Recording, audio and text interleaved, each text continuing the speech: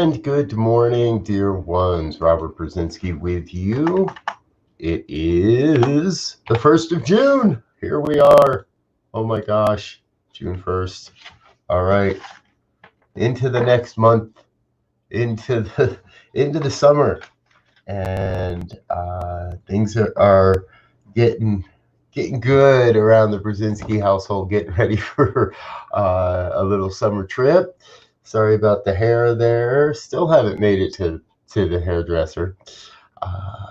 Trust that might happen sometime this week. We'll see how the workload goes.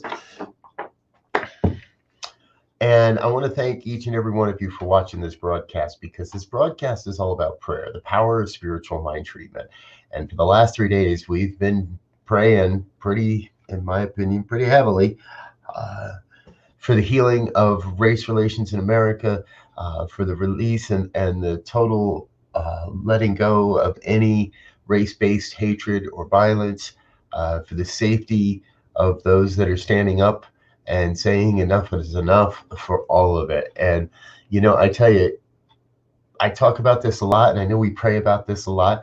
There is a great revelation that's happening in this world. And I was a little late getting to the broadcast this morning. I got distracted. I apologize. I was looking at someone's post on Facebook that posted on a friend's post. A friend posted about one of the peaceful demonstrations that happened here yesterday in Denver, and thousands of people lying face down, their hands behind their back, chanting "I can't breathe" for 9 minutes in honor and solidarity with George Floyd. And this person basically posted a quick rant that said, yeah, they're all thugs, they messed up, and part of it is because he was inconvenienced by the demonstrating. And it's the perfect example of white privilege. It is almost textbook white privilege. I don't really care. I'm going to judge every one of those people the same because they disrupted my life, because I was uncomfortable, because I am uncomfortable with their form of peaceful protest, which is a right in this country, one that we protest in different ways. So the point is, in all of this, prayer can be the one. If you've watched this program before, you've probably heard me say that if we put one thing in life in our order, everything else lines up behind that. So why not put our spirituality, our spiritual practice in order, and let the rest of our lives line up behind that? And that is part of what this program is all about. 8:15 a.m., 8:15 p.m., anchoring our lives morning and evening in the power of spiritual mind treatment, and the power and in the experience of affirming a revelatory truth, affirming a truth that we desire to see and that we are open and allowing to reveal itself through our experience. Let this be part of your anchor, your practice. And with that, I'm going on vacation. No, sorry. No, but next week I will be. So next week's going to be a little bit different. I'm working on having a couple of guest hosts where I might not be here at all. I'm working on perhaps doing some pre-recordings and having some premiere broadcasts that are pre-recorded prayers that are sent out to you, that are still available here in a live situation, but just the video premieres at a certain time. Looking at a few different options on how to keep this moving, keep these broadcasts connected, and still get a chance to slip away and enjoy a little bit of life in a socially distanced, protected, and pretty private location for a little summer vacation, get away with the kids. Okay, enough jibber jabber. Let's get into some prayer work here. I thank you for being with me.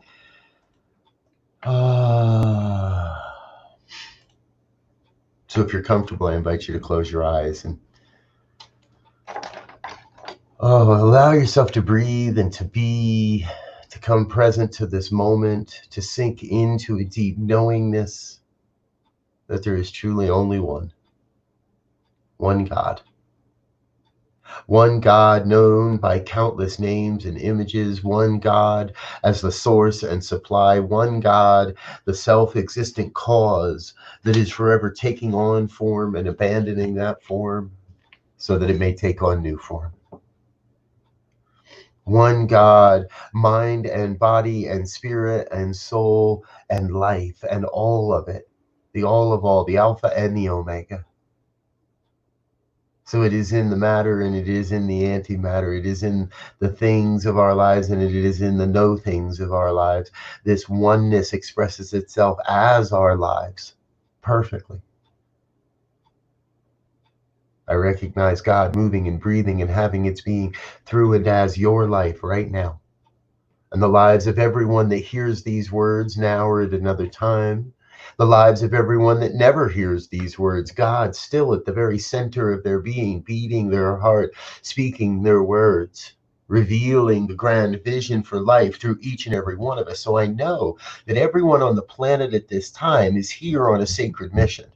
That everyone's soul is here to fulfill a divine purpose, that we are all here together, revealing a great and magnificent vision of a world that works for all, of a world where humanity is awakened to its spiritual magnificence, where borders are irrelevant, where we have placed a renewed emphasis on art and beauty and aesthetics, where we are focused on the love and turn away from the hate and the anger, where we are dismantling and allowing the old systems that no longer serve to dissolve into the nothingness from whence they came, where we are healing the collective and psychic sense of separation within ourselves, healing the systemic racism within our police forces, within our politics, within our entire society. There's a great and glorious healing, and it's been happening, and it's been happening, and it's going to continue to happen. Because that healing is bringing humanity to a great pinnacle, to this next evolutionary leap. And all that does not serve that leap, all that does not serve the new emergence of a new homo spiritualis, whatever we want to call it, this new expression of humanity on the planet, all the old must dissipate, must dissolve, must fall away. Anything that no longer serves humanity's evolution is on the way out. And so I stand in affirmation of that truth, because I know that that is God's way, that God had created this so we may have this experience. And as the experience is fulfilled, then the necessity dissipates and the creation dissolves back into the nothingness, to be reborn, to be reshaped, to be remade in the image and in the likeness of the one, and to be remade and made in a new way. So I know and I recognize in this moment there is a wholesale dismantling happening across the country, in the world, and in the concept of law enforcement.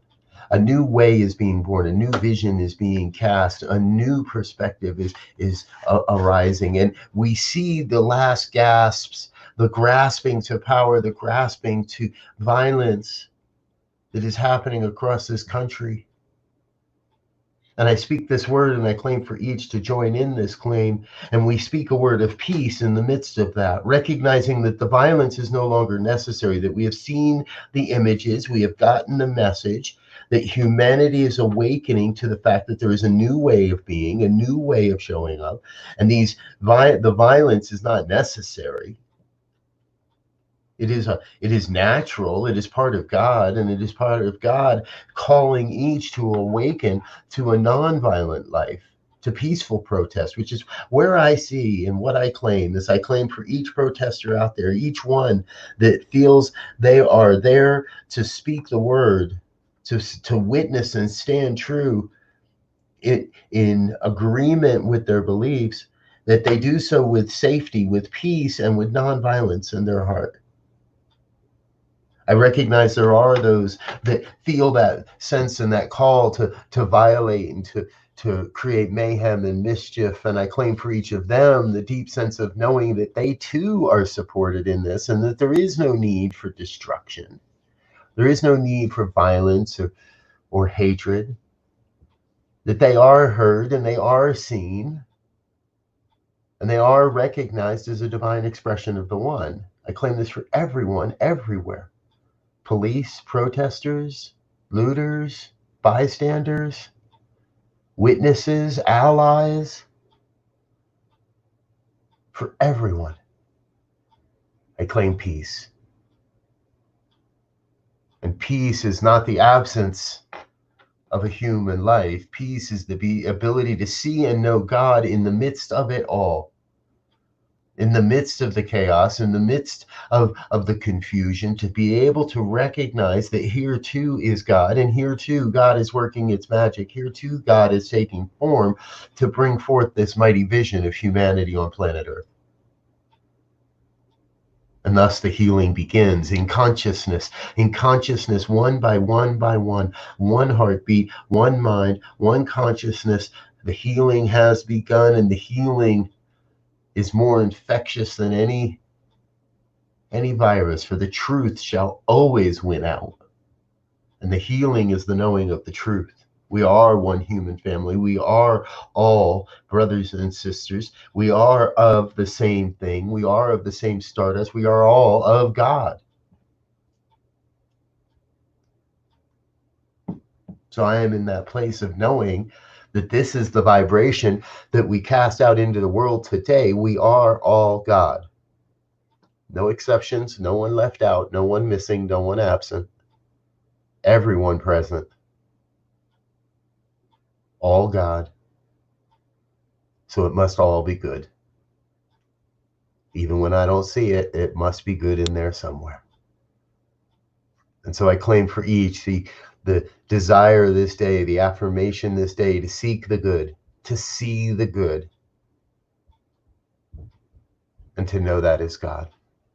And so I am in this moment grateful for the opportunity to share these words, grateful to know that this is God's doing, and that the power and the presence and the oneness of all life is already on the job. And as I release this word into the law that must demonstrate, that universal law that must manifest from this word, I rest in a deep knowing that God's got this. So I let it be. And if any of this is inspired or it resonates in any way, please join in an affirmation of truth as we say together. And so it is. And so it is. Whee! Hello, good morning, dear one. Hello, Ursula. And Wayne, hello as well. Good morning, good morning. I see you. I am so glad you are with us.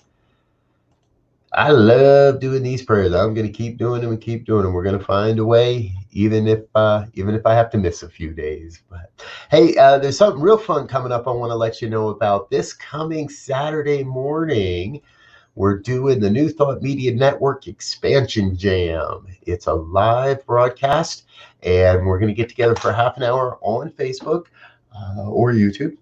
And just check in, share with you a little bit of the vision. Well, no, not just a little bit. We're going to share the whole vision, the mission, the purpose behind this emerging ministry.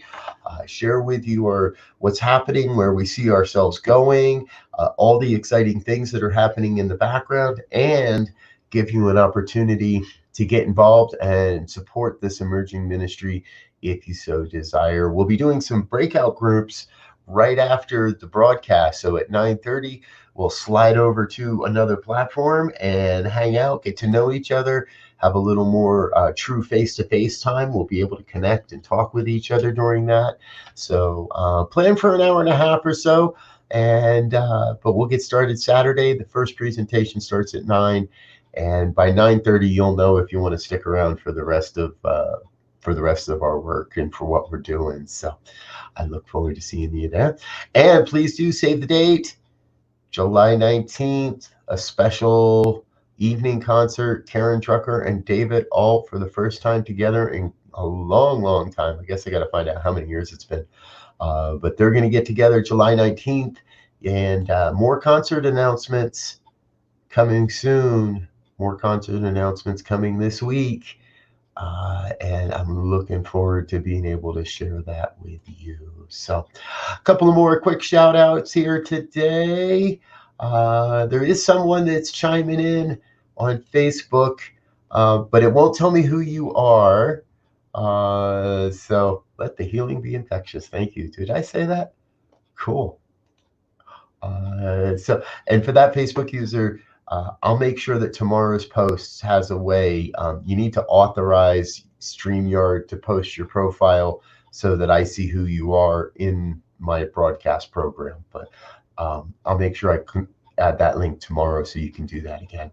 And Kutia, I believe I'm saying that properly. Thank you for being with us, dear one. Always good to see that you're here and that you're getting a chance to join us. So thank you for being with us. Okay, folks, it's Monday morning. Time to make it a great and glorious and grand week. I got a lot going on in my life. I trust you do as well. I'll be back this evening with evening prayers, 8:15 p.m. Maybe by then I'll have a haircut. We'll see. I don't know. Maybe I should let it grow. What do you guys think? My wife will chime in and say, no, go get a haircut. I love you. Peace and blessings. We'll see you again tonight. Bye now.